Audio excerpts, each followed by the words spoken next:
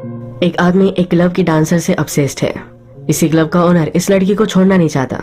यहाँ पर और भी चीजें प्ले में है, यही इस मूवी को इंटरेस्टिंग बनाती है। आज की हमारी मूवी एक्सोटिका ये 1994 की एक हॉलीवुड मूवी है। वीडियो स्टार्ट करने से पहले मैं आप सबसे रिक्वेस्ट करना चाहता हूँ, अगर आपको ये वीडियो अच्छा लगता है तो प्लीज इस वीडियो को लाइक और कमेंट जरूर कर दीजिएगा। इससे चैनल को बहुत सपोर्ट मिलता है। अब बिना किसी देरी के एक्सप्लेनेशन स्टार्ट करते हैं। मूवी स्टार्ट होती है और हमारा मेन कैरेक्टर जिसका नाम है थॉमस, हम देख सकते हैं कि एयरपोर्ट पर है। वहाँ उसकी बैग्स वगैरह चेक हो रही है। जहाँ चेकिंग हो रही है वहाँ एक मिरर है और उसके पीछे कुछ ऑफिसर्स है। इनकी बातों से हमें पता चलता है कि थॉमस पर वो शक कर रहे हैं। चेकिंग के बाद थॉमस बाहर निकला। वो जहाँ जाने वाला था वहाँ और एक आदमी जाने में इंटरेस्टेड था। उसने थॉमस से कहा कि हम दोनों कैब शेयर कर लेंगे। थॉमस भी इसके लिए एग्री करता है। जब ये दोनों टैक्सी में हैं तो हम देख सकते हैं कि थॉमस एक चीज को चेक कर रहा है, यानी कि एयरपोर्ट पर उसने कुछ छुपाया हुआ था। एयरपोर्ट पर मिला हुआ आदमी और थॉमस एक घर जाने के लिए फेयर शेयर करने वाले थे, पर जब ये आदमी टैक्सी से उतरा तो थॉमस को उसने एक टिकट दिया। एक कंसर्ट के लिए टिकट है। इस आदमी ने कहा कि अगर तुम नहीं जाना चाहते तो बाहर खड़े होकर इस टिकट को सेल कर सकते हो, इससे उसे पैसे मिल जाएंगे। डायरेक्टली ये आदमी थॉमस को पे नहीं करता। थॉमस जब घर पर आया तो उसने अपने स्टमक को कुछ स्ट्रैप किया हुआ था। इस स्ट्रैप में उसने कुछ अंडे छुपाए हुए हैं। इसके बारे में जैसे मूवी आगे बढ़ेगी वैसे हमें पता चल जाएगा। इसके बाद हमें एक क्लब दिखाया जाता है जिसका नाम है एक्सोटिका और यही हमारी मूवी का टाइटल है। हमारी और एक मेन कैरेक्टर यहाँ इंट्रोड्यूस होती है जिसका नाम है क्रिस्टीना। क्रिस्टीना इसी क्लब में स्ट्रिपर का काम करती है। इस क्लब में लोग खुद के लिए प्राइवेट डांस बुक कर सकते हैं। तो जो भी लड़कियां यहाँ काम करती है तो इनके इंट्रोडक्शन का काम एरिक करता है। वो सब लोगों से कहता है कि आप इस लड़की के साथ प्राइवेट सेशन भी कर सकते हो, यही इसका काम है। इसी क्लब में और भी हमारा एक मेन कैरेक्टर हम देख सकते हैं जिसका नाम है फ्रांसिस। फ्रांसिस यहाँ ऑडियंस में बैठा हुआ है। स्टेज पर क्रिस्टीना अपना शो करती है, उसके बाद फ्रांसिस अपना प्राइवेट सेशन बुक करता है। इसके पैरेलल के सीन में हम देख सकते हैं कि थॉमस के पास कंसर्ट की टिकट है। वो खुद इस कंसर्ट को देख सकता है या टिकट सेल कर सकता है। वो फिर उसका एक टिकट किसी और को सेल करता है और एक कंसर्ट देखने के लिए जाता है। जिस आदमी के साथ उसने एक कंसर्ट देखा उसे वो चेकआउट कर रहा था। शो खत्म हो जाने के बाद इसी आदमी से थॉमस बात करता है। कहता है कि मुझे गिफ्ट मिले थे और मैंने तुम्हें अब ये सेल किए हैं तो मुझे बुरा लग रहा है। उस आदमी को उसके पैसे वो वापस कर देता है। उस आदमी को लगता है कि शायद थॉमस उसे लाइक करता है। वो फिर उसे पूछता है अगर तुम चाहो तो मैं तुम्हें ड्रिंक पर ले जा सकता हूँ। थॉमस इसके लिए मना कर देता है। इसके बाद हमें फिर से क्लब दिखाया जाता है। फ्रांसिस शो देख रहा था पर वो स्ट्रेसफुल है, इसी वजह से वहाँ से चला जाता है। इसके बाद नेक्स्ट सीन में हम देखते हैं कि थॉमस अपने बेबी सिटर को उसके घर छोड़ रहा है। पहले बेबी सिटर फ्रांसिस से बहुत सारे क्वेश्चन पूछती थी।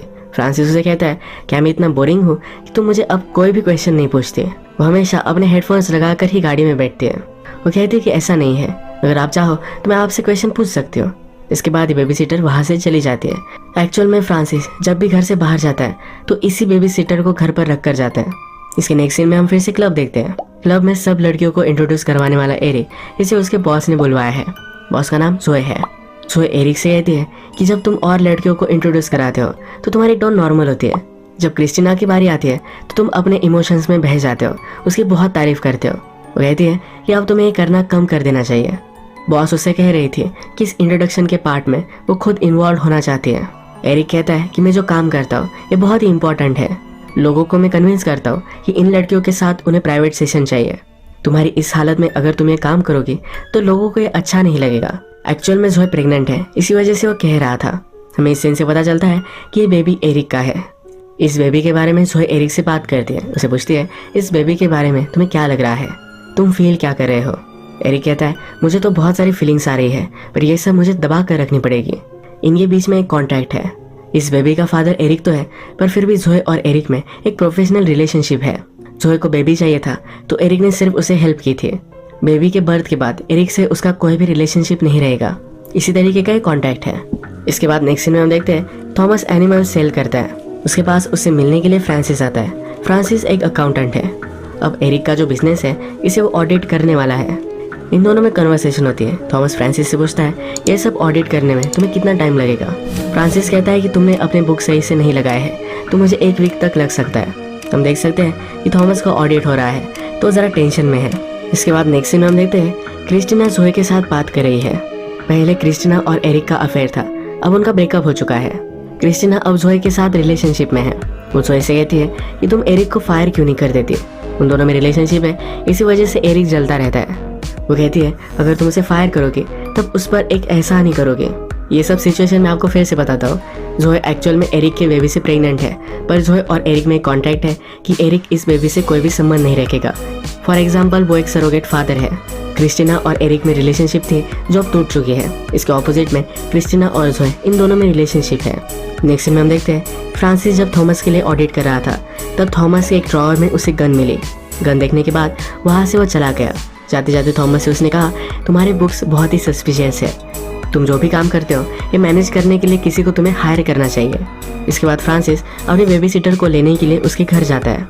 बेबी सिटर के जो फादर है ये भी फ्रांसिस के अच्छे फ्रेंड है।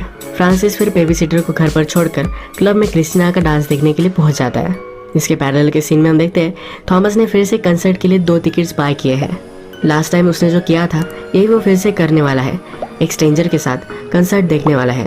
क्रिस्टीना का डांस देखते वक्त फ्रांसिस उसके लिए वरी करता है। वो कहता है, डांस करते वक्त अगर किसी ने तुम्हें हर्ट कर दिया तो क्या होगा? अगर तुम्हें प्रोटेक्ट करने के लिए मैं यहाँ नहीं होऊंगा तो फिर क्या होगा?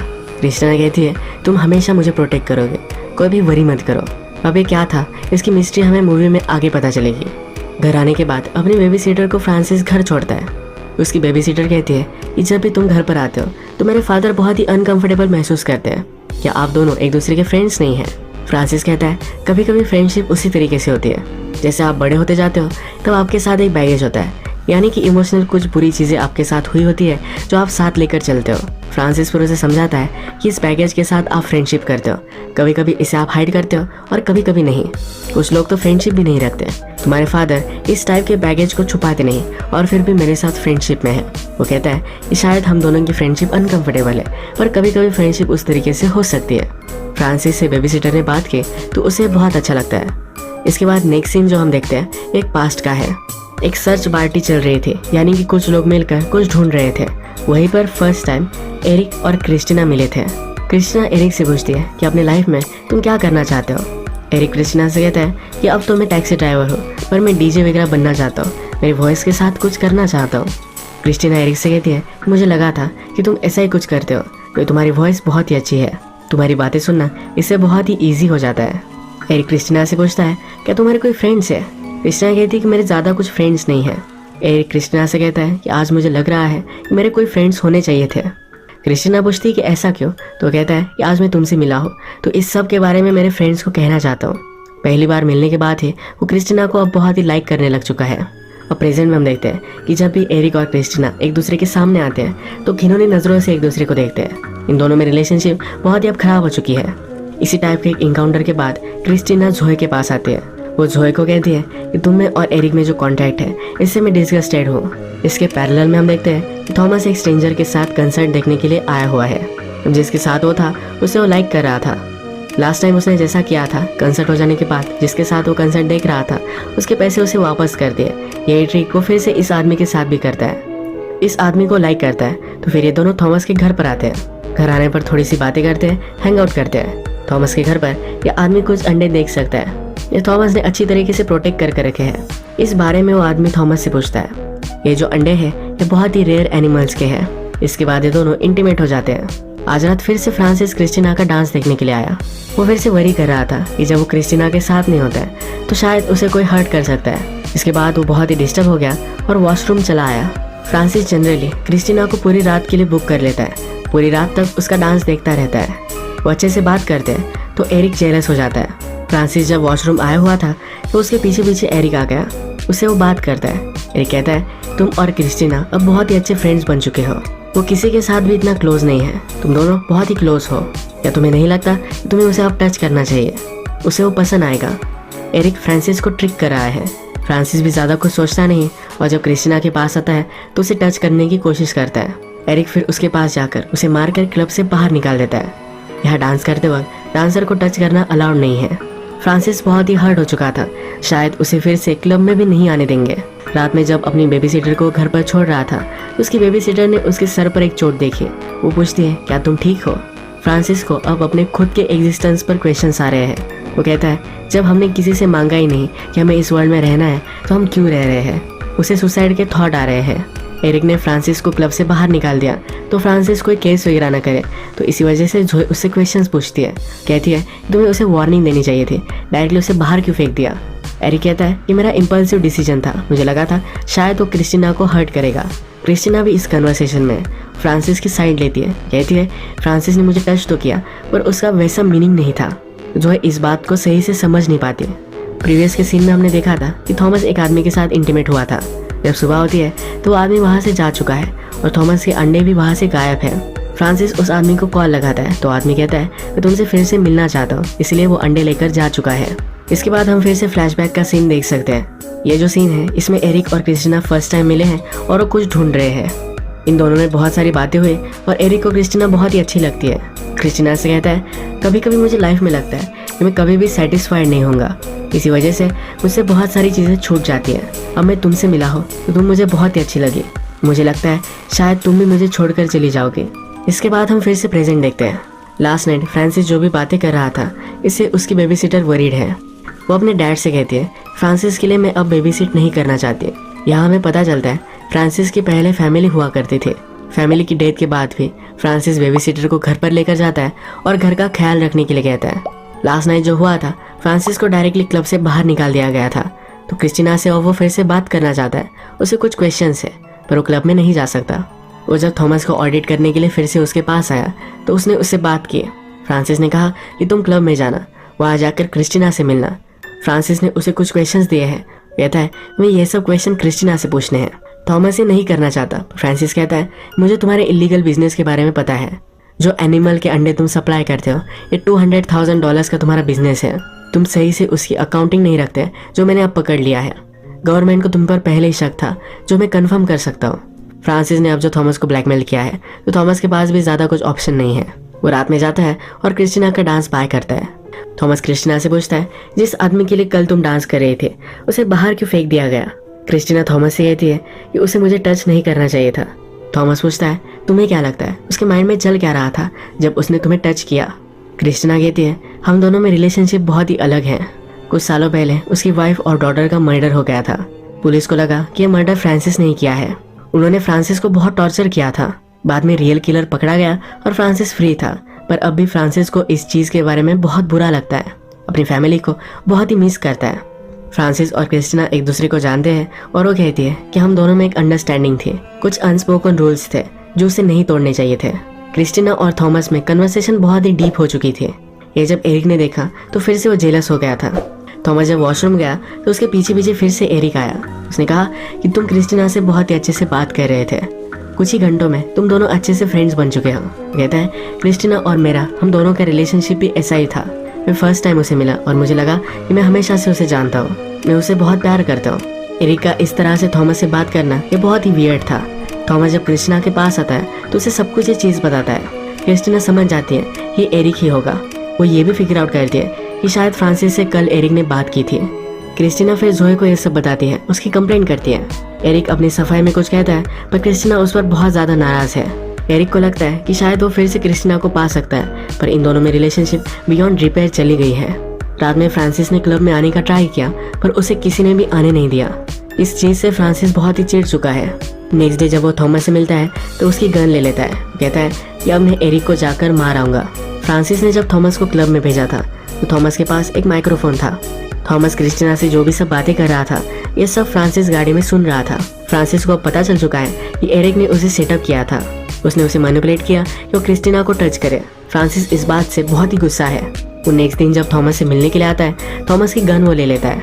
थॉमस उससे कहता है तुम ये क्या कर रहे हो।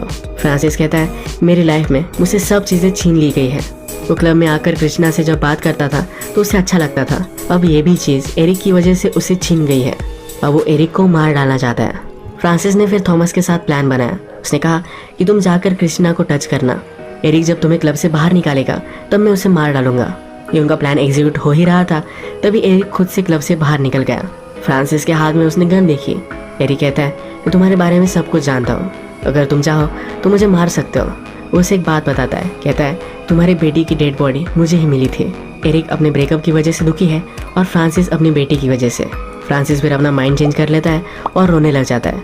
ये एक दूसरे को सहारा देते हैं। अब हम फ्लैशबैक में भी देख सकते हैं कि जब एरिक और क्रिस्टीना कुछ ढूंढ रहे थे तो उन्हें फ्रांसिस की बेटी की ही बॉडी मिली थी। इसके बाद हमें और भी एक फ्लैशबैक दिखाया जाता है जिसमें फ्रांसिस और क्रिस्टीना में क्या रिलेशनशिप थी ये हमें पता चलेगा। जब फ्रांसिस की वाइफ और डॉटर जिंदा थी तो डॉटर को बेबी सिट करने के लिए क्रिस्टीना हमेशा आया करती थी। बेबी सिट हो जाने के बाद फ्रांसिस हमेशा क्रिस्टीना को घर छोड़ता था। यहाँ पर वो बहुत सारी बातें करते थे। फ्रांसिस हमेशा अपनी डॉटर की तारीफ करता था। एक दिन क्रिस्टीना ने फ्रांसिस से कहा, जिस तरह से अपनी डॉटर पर तुम प्राउड हो उस तरह से कभी भी मेरे पेरेंट्स नहीं हो सकते। अपने पेरेंट्स को लेकर वो बहुत ही दुखी थी। क्रिस्टीना के घर में सही से इन्वायरमेंट नहीं था। फ्रांसिस ने क्रिस्टीना को घर छोड़ दिया। क्रिस्टीना कहती है, जब आप मुझे छोड़ने के लिए आते हो जो हम कार में बातें करते हैं ये उसे बहुत अच्छा लगता है। इन दोनों के लिए एक टाइप की ये थेरेपी है। एक दूसरे के अच्छे फ्रेंड बन चुके थे। अब इस फ्लैशबैक से हमें कुछ बातें पता चली है। क्रिस्टीना के घर में सही से इन्वायरमेंट नहीं था, इसलिए वो स्ट्रिप क्लब में काम करने लग चुकी थी। वो फ्रांसिस की एक अच्छी फ्रेंड भी थी।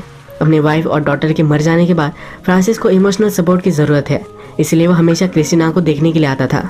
इन दोनों की रिलेशनशिप में कोई भी अट्रैक्शन का पार्ट नहीं था। फ्रांसिस हमेशा क्रिस्टीना के लिए वरी करता था कि जहाँ वो काम कर रही है यहाँ पर वो हर्ट हो जाएगी, इसलिए हमेशा आया करता था। हर रात उस पर नज़र रख कर उसे वो प्रोटेक्ट कर रहा था। मूवी में हमने देखा है कि जब फ्रांसिस अपनी बेबी सिटर से बात करता है तो उसे अच्छा लगता है। अपनी बेबी सिटर में वो क्रिस्टीन को देखता था। वो अपनी लाइफ से अभी भी मूव ऑन नहीं कर पा रहा, इसलिए अपने वाइफ और डॉटर के मर जाने के बाद भी वो घर पर एक बेबी सिटर रखता है। ये मूवी मेनली हार्ट ब्रेक और पेन से डील करती है। इस मूवी के कैरेक्टर्स एक दूसरे में कुछ ना कुछ सिंपैथी ढूंढते हैं। फ्रांसिस के साथ जो भी हुआ इसके बाद वो मूव ऑन करने की कोशिश करेगा। इसी तरीके से एक थोड़े से क्लिफ हैंगर पर इस मूवी